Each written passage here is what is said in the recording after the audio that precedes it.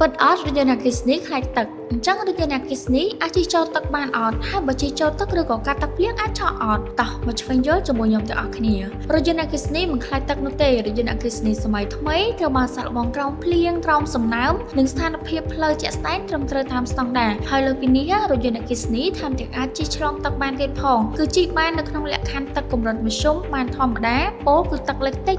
លេខត្រឹមពាក់កណ្ដាលកង់ហើយបើសួរថាត្រូវទឹកឆក់អត់គឺអត់ទេជាក់ស្ដែងនៃរថយន្តអគ្គិសនី Toyota Vios 3X នេះអញ្ចឹងត្រូវបានរចនាឡើងដោយមានប្រព័ន្ធការពារសុវត្ថិភាពជាច្រើនស្រទាប់ថ្មនិងខ្សែភ្លើងតង់ខ្ពស់ត្រូវបានបិទជិតនិងត្រួតពិនិត្យត្រឹមត្រូវតាមស្តង់ដារដូច្នេះសម្រាប់អតិថិជនដែលមានតម្រូវការចង់បានរថយន្តអគ្គិសនី Toyota Vios 3X សូមទំនាក់ទំនងមកកាន់ Yaskawa Premium ឥឡូវនេះ